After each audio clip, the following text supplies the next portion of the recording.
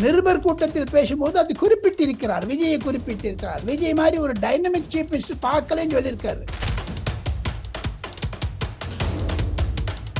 இவர் எங்க இப்படி போய் சொல்றாங்க விஜய் பண்ணாருன்னுட்டு? அந்த மாதிரிலாம் அந்த மாதிரி சம்பவம் இல்லவே இல்லை சிவா. டெல்லியில தவறான சம்பவத்தை மு.க. ஸ்டாலின் திருத்தி சொல்லுகிறார் சிவா. இந்த பிரவீன் சக்கரவர்த்தி நடுவில் எரியிற எண்ணெயில கொளுத்தி விட்டாரு. ராகுல் காந்திக்கு நடுவில் பேசுறதெல்லாம் நின்று போச்சு. அது ஏன்? கொடகு நாட்டில் போய் கர்நாடகாவில் பிரகலாத் ஜோஷி, கிரண் ரிஜிஜுவை, உதயநிதியும் கனிமொழியும் மு.க. ஸ்டாலின் சந்தித்தார்கள் ரகசியமாக. முரசொலியில் கடந்த 3-4 நாட்களாக ராகுல் காந்திக்கு எதிராக பச்சை பச்சையா கொச்ச எழுதுறாங்க. 7,000 கோடி 7,000 crores ரிலீஸ் பண்ணிட்டார் சார் பிரைம் மினிஸ்டர் விஜய் கேட்டதுனால சென்னைக்கு வரக்கூடிய திட்டங்களுக்கு. இப்பொழுது 2,000 கோடி சம்பாதிக்கிறேன்னா கூட பொதுமக்களுக்காக தியாகம் செய்ய அரசியல் கட்சி ஆரம்பித்தேன் என்ற யூடியூப் கிளிப்பை பார்த்துட்டு பிரைம் மினிஸ்டர் விஜயோட கை கொடுத்திருக்கார் சார்.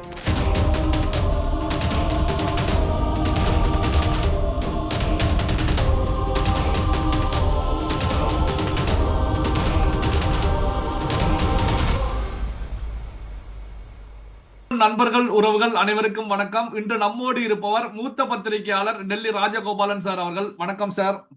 நமஸ்காரம் சார். நமஸ்காரம் சிவா. சார், இப்போ டெல்லியில விஜய் அவர்கள் நிதி ஆயோக் கூட்டத்துல கலந்துகிட்டாங்க. அதே நேரத்துல பாத்தீங்கன்னா இந்த கூட்டத்திற்கு முதல் ஆளாக விஜய் அவர்கள் வந்திருந்தாங்க. இந்த பிரேக் டைம்ல பிரதமர் மோடி அவர்களுடன் 2 முறை விஜய் அவர்கள் சந்தித்திருப்பதாக ஊடக செய்திகள் தெரிவிக்கிறது.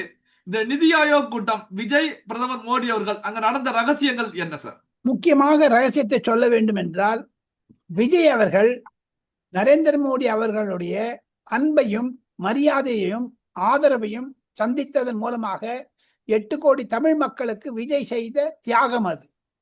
காரணம் என்ன என்று கேட்டால், நான் ஒரு முதலமைச்சர். விஜய் அவர்கள் தன்னை சொல்லும் பொழுது நான் தங்களை பார்த்திருக்கிறேன் என்று தோட்டல முதல்ல சொல்லியிருக்கார். ஃபர்ஸ்ட் மீட்டிங்ல இப்போ சொல்லியிருக்கார், நீ आपने அவர் ஹிந்தியில சொன்னதா, ஹிந்தியில சொல்லிட்டு தமிழ்ல உங்களுக்கு சொல்றேன். आपने तो गरीबी देखा है. அது ஹிந்தி கூட கொஞ்சம் பேசுறார் விஜய் அவர்கள். நீங்க கரீபின்னு சொன்னா ஒரு ஏழ்மை. பிரதமர் சொல்றார் முதலமைச்சர் கிட்ட, உங்களுடைய பேச்சை நான் பார்த்தேன், ஏழ்மையை இருக்கு, நான் பசியை பார்த்திருக்கிறேன். இப்பொழுது 2,000 கோடி சம்பாதிக்கிறேன்னா கூட பொதுமக்களுக்காக தியாகம் செய்ய அரசியல் கட்சி ஆரம்பித்தேன் என்ற யூடியூப் கிளிப்பை பார்த்துட்டு பிரைம் மினிஸ்டர் விஜயோட கை கொடுத்திருக்கார் சார். நன்னா பேசினீங்கன்னு சொல்லிட்டு. காரணம் என்ன என்று கேட்டால், mister Vijay, I also sold tea அப்படின்னு சொன்னாராம். நானும் டீ விட்டேன். என்னுடைய அம்மா பாத்திரம் கழுவினாங்க பக்கத்து வீட்டில் போய், 700 ரூபா சம்பளம் வாங்கினாங்க. நான் சொல்றது ஒரு 30-40 வருஷத்துக்கு முன்னாடி. அப்படிலாம் ஏழ்மை பண்ணிட்டோம் என்று. இருவருக்கும் நல்ல ஒன்று. இதை பற்றி விளக்க வேண்டும் என்றால், ரகசியத்தை சொல்ல வேண்டும் என்றால், 2 உதாரணங்கள் ரியல் ஒன் நேயர்களுக்கு சிறப்பான செய்தியா நான் சொல்றேன். சக்திகாந்த் தாஸ் என்று சொல்லக்கூடிய ரிசர்வ் பேங்க் கவர்னராக இருந்தவர் இப்பொழுது நரேந்திர மோடியினுடைய முதன்மை செயலராக இருக்கிறார். அவர் ஒரு தமிழ்நாடு கேடர் IAS ஆபீசர். அவர் ஒரு ஒரியாக்காரர். அவர் அந்த கூட்டத்தில் பங்கேற்றார், நிதி ஆயோக் கூட்டத்தில். தவிர கிருஷ்ணன் என்று சொல்லக்கூடிய முன்னாள் நிதி செயலாளர் தமிழகத்தில், அவர் டெல்லியில் இப்பொழுது அஸ்வினி வைஷ்ணவ் கீழே யூனியன் மினிஸ்ட்ரி ஆஃப் இன்ஃபர்மேஷன் டெக்னாலஜியில செக்ரட்டரியா இருக்கார். இவர் இருவருமே பிரதமர் நரேந்திர மோடியிடம் பேசும்பொழுது விஜய் அவர்களை பற்றி கொஞ்சம் எக்ஸ்ட்ரா என்னென்ன சொல்லியிருக்காங்க, தமிழ்நாட்டுடைய என்னென்ன இஷ்யூஸ் பேசணும்னு பிரைம் மினிஸ்டர் சொல்லிட்டாரு. தமிழ்நாடு ஃபர்ஸ்ட் நீங்க சொல்றீங்க விஜய், நான் இந்தியா ஃபர்ஸ்ட் சொல்றேன். இன்னும் ஒரு 10 வருஷத்துல தமிழ்நாடு முன்னேற வேண்டும். அப்பதான் விஜய் சொல்லியிருக்காரு, 1.5 ட்ரில்லியன் எக்கானமியா தமிழ்நாடு 2030க்குள்ள 3 வருஷத்துக்குள்ள நான் கொண்டு வருவேன்னு ஒரு உத்தரவாதத்தை கொடுத்திருக்காரு. இவருடைய தேர்தல் 2031. ஆனால் 3 வருடத்தில் நான் செய்து காண்பித்தேன் என்று. அதை அசோக் லகரி என்பவர், நிதி ஆயோக்கினுடைய துணைத் தலைவர், நிருபர் கூட்டத்தில் பேசும்போது அது குறிப்பிட்டிருக்கிறார், விஜயை குறிப்பிட்டிருக்கிறார். விஜய் மாதிரி ஒரு டைனமிக் சீஃப் மினிஸ்டர் பார்க்கலன்னு சொல்லியிருக்காரு. இதையெல்லாம் வைத்து பார்த்தால் விஜய் அவர்கள் டெல்லிக்கு வந்தது 100க்கு 90 மார்க் கொடுக்கலாம் சிவா. சார், இப்போ விஜய் அவர்களுடைய டெல்லி நிதி ஆயோக் கூட்டத்துல கலந்து கொண்ட நிகழ்வை திமுக மகளிரணி ஆலோசனை கூட்டத்துல திமுக தலைவர் ஸ்டாலின் அவர்கள் பேசும்போது கரூர் சம்பவத்துல சிபிஐயிடம் இருந்து தப்பிப்பதற்காக இது போன்ற கூட்டத்துல கலந்து கொண்டாரா அப்படிங்கிற விமர்சனத்தை முன் வச்சிருக்காங்களே சார், எப்படி பார்ப்பது? மிக மிக ஒரு பிலோ த பெல்ட் காமெண்ட். இது இது மாதிரி பண்ணக்கூடாது. முன்னாள் முதலமைச்சர் இது மாதிரி பேசக்கூடாது. 8 கோடி தமிழர் மக்களுக்காக உதவி செய்வதற்காக பிரதமர் முன் வந்தா இவர் ஏங்க இப்படி போய் சொல்றாங்க விஜய் பண்ணாருன்னுட்டு? அந்த மாதிரிலாம் அந்த மாதிரி சம்பவம் இல்லவே இல்லை சிவா. டெல்லியில தவறான சம்பவத்தை மு.க. ஸ்டாலின் திருத்தி சொல்லுகிறார் சிவா. அந்த மாதிரி கிடையவே கிடையாது சிவா. ஒருத்தர் வராருன்னா இவங்க வந்தபோது இவர் ஏன் வந்தார் டெல்லிக்கு? 3 நிதி ஆயோக் கூட்டத்துக்கு வராதவர் 4வது கூட்டத்தை என் பையனை காப்பாத்து, துரைமுருகனை காப்பாத்து சொன்னார். அப்போ காலில் வந்தாங்களா இல்லையா? அப்போ யார் சொல்ல? அப்போ கரூர் சம்பவம் நடந்ததா? இவருடைய மகன் துரைமுருகன் அந்த மணல் வாரி கொள்ளையில சிபிஐ அரெஸ்ட் பண்றதா இருந்தாங்களா? அப்போ 3 வருடத்துக்கு முன்னதாக சுப்ரீம் கோர்ட் மட்டும் கேஸ் போச்சு. என்போர்ஸ்மெண்ட் டைரக்டர் பண்ணாங்க. அப்பெல்லாம் என்ன பண்ணார் இவர்? நரேந்திர மோடி காலில் விளையாடியா? கருப்பு பலூன் விட்டாங்க, வெள்ளை பலூன் விட்டான் போல. எதுக்கு? இப்ப விஜய் செய்தா தவறாது. அதையெல்லாம் புரிந்து கொள்ள வேண்டும். வெறுமைக்கான பேசுறதுன்னு எது? ஏன் சார் 6 மாசத்துக்கு இவர் ஆட்சி தொடரும், நாங்க ஒன்றும் பண்ண மாட்டோம். ஏன் சார் தினம் ஒரு பின்பிரிக் ஊசியில குத்திட்டே இருக்காங்க? அதுக்கு என்ன? விஜய்க்கு மேல இருக்கக்கூடிய ஒரு ஒரு ஒரு சாத்திரம், கோபம், அது ஆத்திரம் தான் அது. அந்த சீட்ல இவங்க தான் உட்காரணுமா சார்? இவன் பையன், இவன் மாட்டு பொண்ணு, பிள்ளை, அப்பா, பல்ல. ஏன் விஜய் உட்காரக்கூடாதா முதலமைச்சர் சீட்ல? தவறான கருத்துக்களை மு.க. ஸ்டாலின் பிரதிபலிக்கிறார் என்பதுதான் என்னுடைய கருத்து சிவா. சார், அதே ஆலோசனை கூட்டத்துல ஸ்டாலின் அவர்கள் பேசும்போதுதான் பல மாநிலங்கள்ல பாஜக செய்யக்கூடிய வேலையைத்தான் தமிழ்நாட்டுல விஜய் செய்துட்டு இருக்காங்க, தாவேகா செய்து கொண்டிருக்கிறது. அதிமுகவில் இருக்கக்கூடிய எம்எல்ஏக்களை தாவேகா தூக்கிக்கிட்டு இருக்காங்க. பாஜகவுடைய ஜெராக்ஸ் தான் தாவேகா அப்படின்னு சொல்லி விமர்சனத்தை முன் வச்சிருக்காங்க. இதை எப்படி சார் பாக்குறீங்க? தவறு. மு.க. ஸ்டாலினுக்கு என்ன ஆச்சோ தெரியல. இப்ப ராகுல் காந்தி சொல்றாரு மு.க. ஸ்டாலினுக்கு குஷியா இருக்கும், சந்தோஷமா இருக்கும்.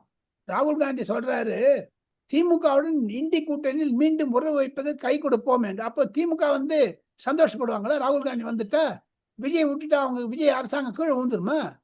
என்ன சார் இது? ராகுல் காந்தி குழப்பி விடுறாரு தமிழ்நாடு அரசியல. விஜய் மூலமாக விஜயும் குழம்பி இருக்கிறார், திமுக இன்னும் குழப்பி விடுறது, தமிழக அரசியலே குழம்பி இருக்கிறது. இப்ப பாருங்க, தீய சக்தி தூய சக்திலாம் சொல்லிட்டு அந்த எந்த தீய சக்திக்கு ஓட்டு வாங்கினாலும் இந்த கம்யூனிஸ்ட் கட்சி இப்ப சொல்லுது திமுக விட்டுட்டோன்ட்டு. இப்ப திமுக தீய சக்தி ஆயிடுச்சா?